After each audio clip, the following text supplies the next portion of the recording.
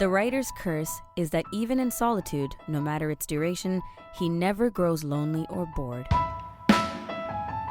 Welcome to AMI Audiobook Review, the weekly podcast where we chat all things audiobooks. I'm your host, Ramia Amuddin, and this, by God, is the last episode of 2022. It's unbelievable that we've made it here. Technical producer Nisreen Abdelmajid is also joining us on this episode, like fully throughout your present. Hello. Hi.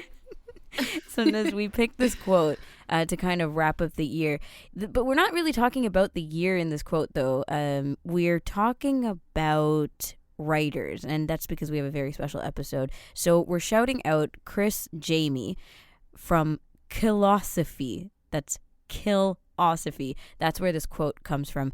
And they're talking about writers, yeah? So the writer's curse is that even in solitude, no matter its duration, he never grows lonely or bored. But I thought we could kind of reach a little and talk about readers in that same context. I don't get lonely. Books are my friends. And a lot of us audiobook listeners, very deeply profound bookworms, can kind of have the same attitude.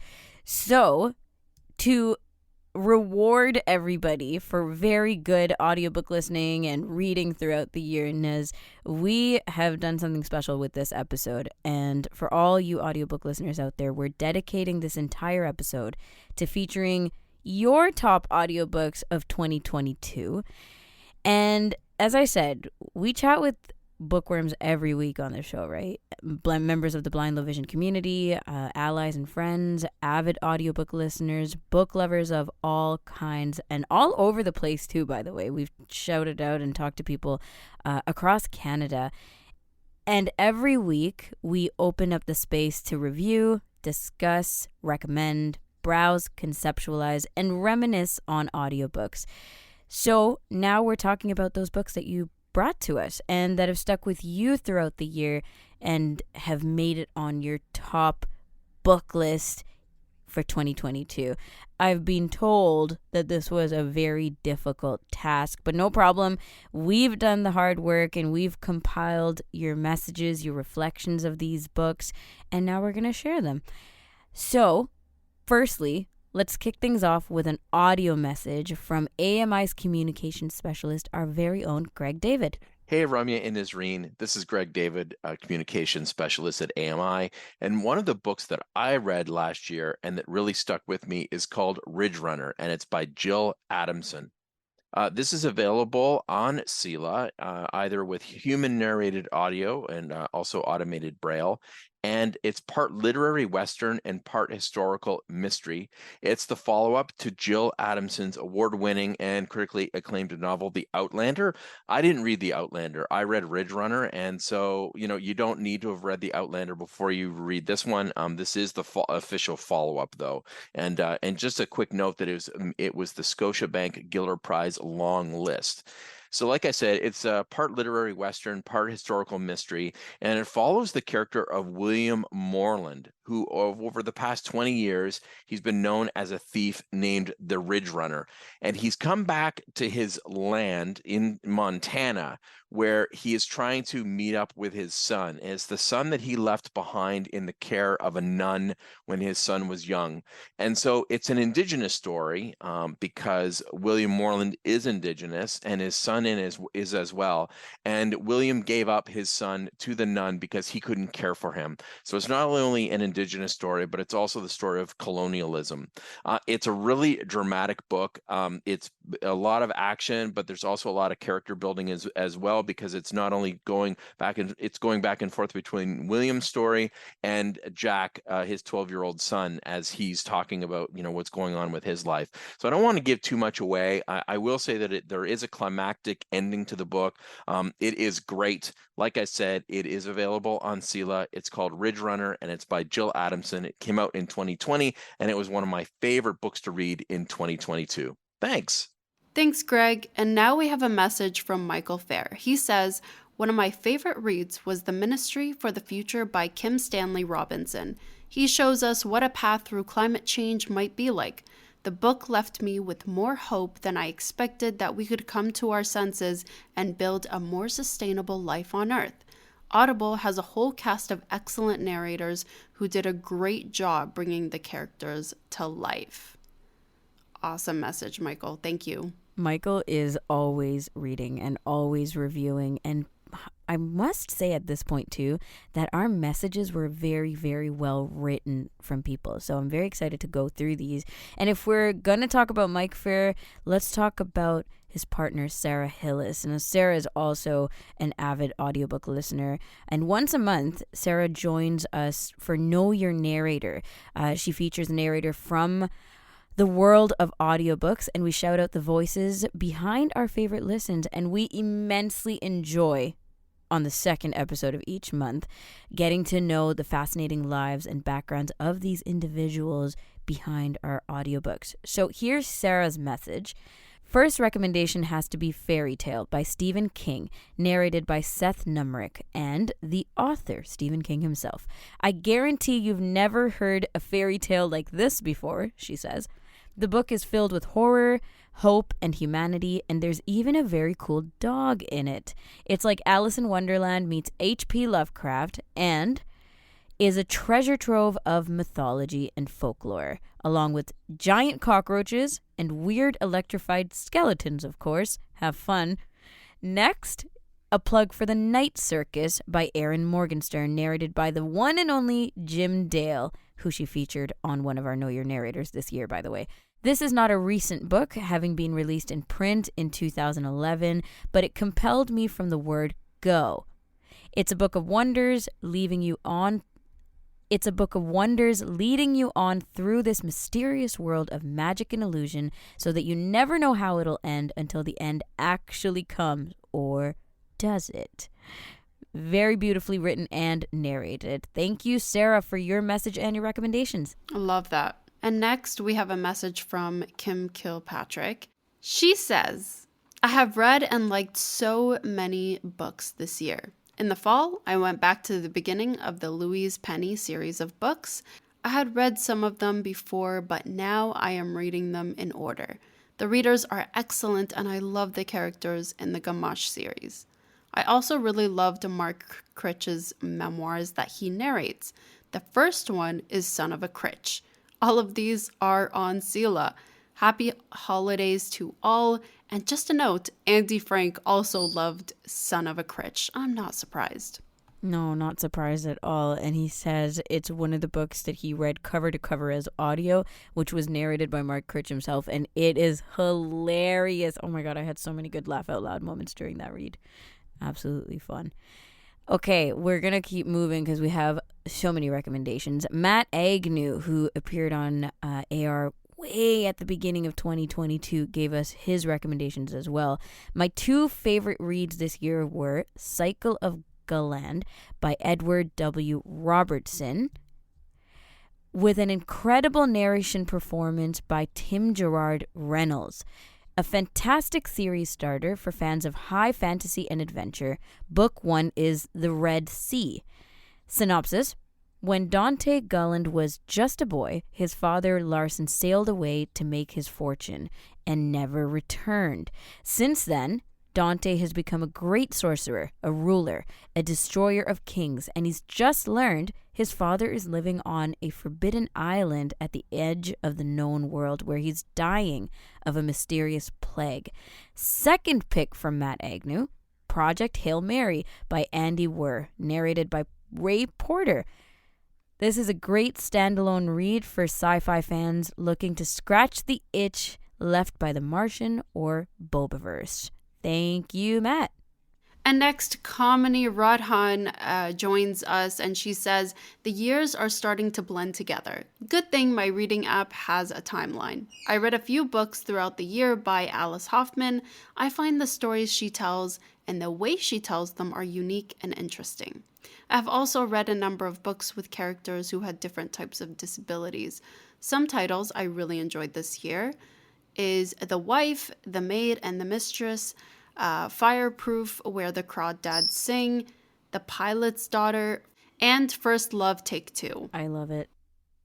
Where the Crawdads Sing, definitely one of the highlights of 2022 for me. And the book was followed by the movie release this year. So that was a big deal for a lot of our readers.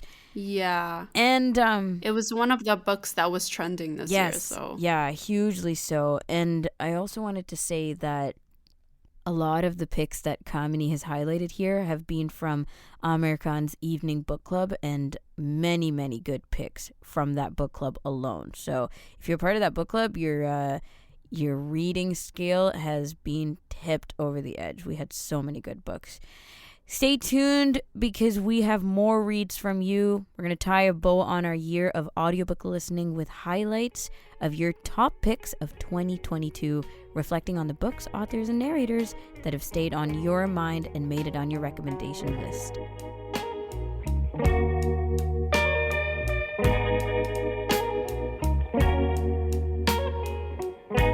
You're listening to AMI Audiobook Review, the weekly podcast where we chat all things audiobooks. I'm Ramya Amadin, and we are listing top picks from you from 2022. That's kind of how we are summarizing this. Nisreen Abdelmajid is also joining us, and let's continue because we have another audio message. These are always great treats.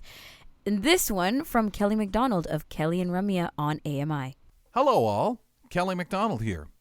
I wanted to recommend, and I've mentioned this before on other book conversations we've had, Spencer for Hire. Great TV series from the 80s. These are wonderful books to read that the TV series was inspired by. Robert B. Parker, the creator of these books. That character has been around well over 40 years. The beautiful thing about the Spencer for Hire series is it makes you think. And sometimes the solutions do not mean that those who all should get their just desserts do. Spencer, hardworking, but also talks a lot about being that character, that person who wants that wonderful home life, enjoys life, whether it's going out for a little dining, but not overly because he's tight on money as well, takes care of his apartment, what I always consider the man's man. You know, not that person that says, well, that's woman's work, or, oh, I don't do that kind of thing. This is that character that I admire because my father was a lot like this character. You know, worked hard and certainly ironed his clothes, baked, cooked, whatever was needed, and did not think it was just left for my mom to do. And, of course, you have the action of some very hardcore criminals in this, and he's a tough guy, too, former cop and a boxer. But you get a lot of the road work that he has to put in, whether it's to keep in shape or fighting criminals and solving a case. And like I say, sometimes not getting the results that he definitely wants. And Chasing the Bear is a book all about his formative years as a young man living with his father and uncles out west. And it is beautiful.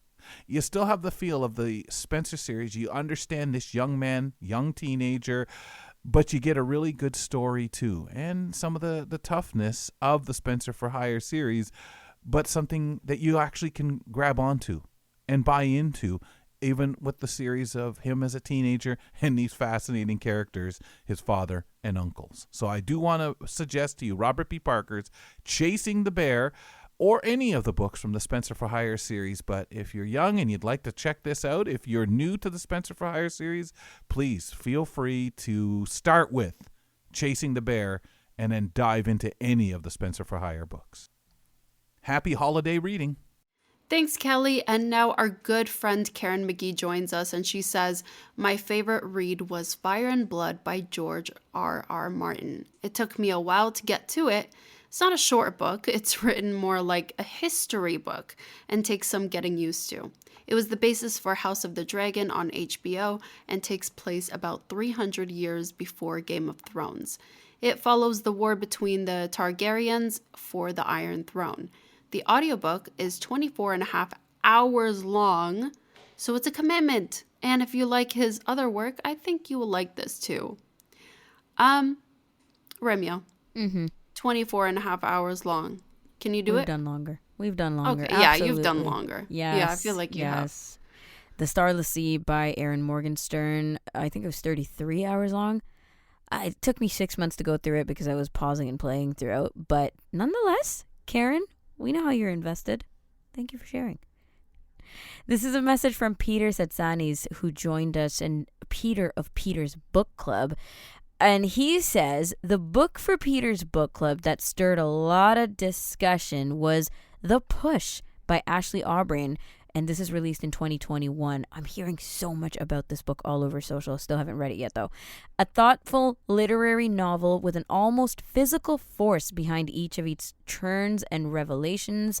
A tense, page-turning psychological drama about the making and breaking of a family told through the eyes of a woman whose experience of motherhood is nothing at all what she hoped for. Thank you, Peter. Definitely a tease for a page turner. And now we have a message from Marcia Yale. She says one of my favorite books this year was not an audiobook, unless you count Apple's Alex reading it as audio. It was handled with care by Jodi Picoult. It is not a light read, but it is a very truthful piece of fiction in my opinion. Marcy has read and shared with us her love for the Outlander series, and we talked about this when she appeared on Audiobook Review. I just gotta say, I commend everyone who can go through the Outlander series. It's just an absolute roller coaster. And it's a long one. It's a very long roller coaster. You'll be on that ride for a long time. so shout out to you guys. Another message from Sidine Lowe, one of my good friends, and she has a way with words. It starts with us. This is her first shout out of a recommendation by Colleen Hoover. This is a sequel to It Ends With Us, also another one that's been very much popular this year. The next one is Masters and Mercenaries. This is a series by Lexi Black. She says, this series will absolutely leave you at the edge of your seat, waiting for what's going to happen next. It's the best mix of guns and spice. By the end of it, I was really contemplating the BDSM community and if I'm cut out to be a submissive. Because, baby, if they can find my trigger point the way these men were quick to find the trigger on their gun, heaven has come to earth. We'll pause while that sinks in. Now, the next and last recommendation from Sidine is How to Keep House While Drowning by Casey Davis. She says, if you have a hard time keeping up with cleaning tasks and just household chores, Casey David helps you remember cleaning is mural neutral. You are not lazy, and something done half-assed is just as much an accomplishment. She helps you set boundaries on your timeline and She helps you set boundaries on your time and find what's required for you to be functional. Thank you, Sidine. And this is a message from our good friend Amr Khan. Amr is an audiobook worm who joins us on the last episode of the month to share the good, the bad, and everything in between. He says, wow, what a tall order to pick my fave books of 2022. I guess I will give it some thought and pick a few. From romance, thrillers, and nonfiction. My reads this year were beyond prediction. It was a year full of great books, and a few which I gave dirty looks. It's been fun to write them all down. Not sure which one takes the crown. Standout books to me mean books which I could recommend to a wider audience that I truly enjoyed and that I would consider reading again. 3 Daughters of Eve by Elif Shafak. A tale of modern Turkey told with vibrance, drama, and all the intricacies of marriage and Eastern and Western philosophies. Wonderfully written with great descriptions of both emotions and the look of modern Istanbul. Some honorable mentions: The Starless Sea by Erin Morgenstern, a masterfully written abstract novel that tells a tale you're not entirely sure of. Where the Crawdads Sing by Delia Owens, a modern classic romanticizing about a self-taught naturalist at one with nature while dealing with society. Obviously, we end it here, but obviously, Amr is a poet and he doesn't even know it. Exactly. And he said tall order, and I know it was. Like, we don't even know how many nights of sleep he lost trying to just pick a couple recommendations. So, thank you for doing that, Amr. Teresa Power has given us our next message. Karen McKay and Teresa Power are two wonderful people who join us at the start of every month from the Center for Equitable Library Access, which you can check out at celalibrary.ca. And Teresa is the content and access librarian. So she says, one of the best books I've read is the first in a series called The Tenant by Katrin Enberg, a Danish author. This crime novel came as a recommendation from a friend and reads so much like one of my favorite mystery writers, Arnaldo Indridaisen, in the style of writing and offbeat, incantankerous characters. The Tenant follows the investigation of the brutal murder of a young girl in her apartment building by two Copenhagen detectives, Jep Corner and Annette Werner. They quickly make a link between this woman and her landlady, a budding novelist who has coincidentally made the victim a character of her unfinished novel. Ooh, sounds juicy for all the mystery lovers out there. Thank you, Teresa. And now we have a message from a familiar voice, Danielle McLaughlin. She says, 2 books that I read this year that are available as audiobooks are Ducks Newburyport by Lucy Ellman and Checkout 19 by Claire Louise Bennett. The first book has only 1 sentence, but is over 600 text pages long. We ended there. That is amazing. She did say that even though it's 1 sentence, there's a lot of the fact that, and yet she says it's very, very interesting. Mm-hmm. So I'm so curious, and that's the note we leave it on. Chat with you guys in 2023. Happy holidays. Happy holidays, safe holidays, lots of audiobook listening to you and your loved ones. We will catch you back in 2023.